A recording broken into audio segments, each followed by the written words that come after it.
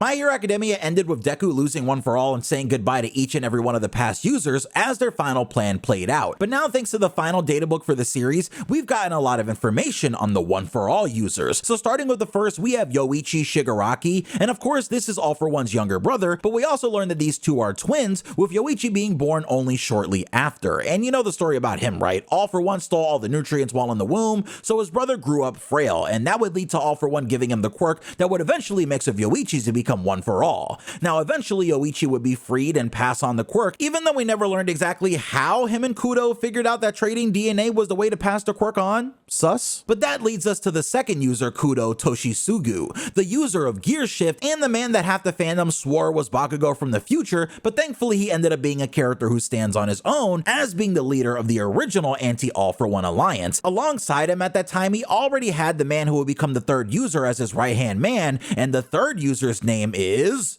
Bruce Lee.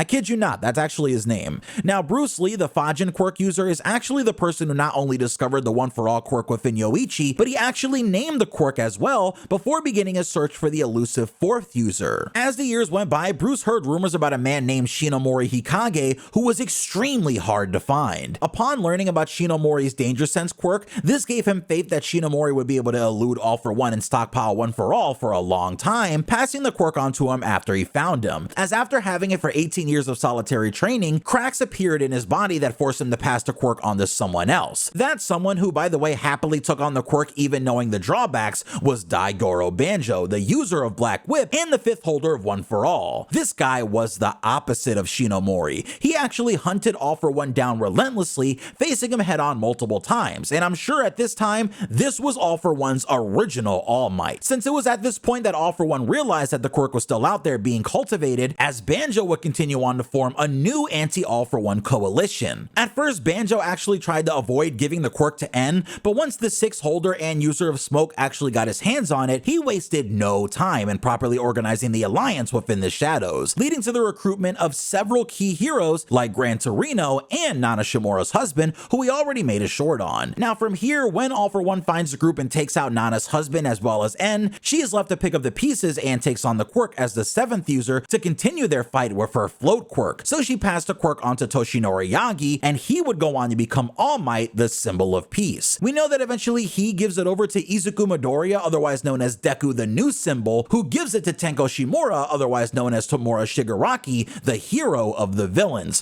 where the quirk is finally destroyed, along with All for One and Shigaraki himself.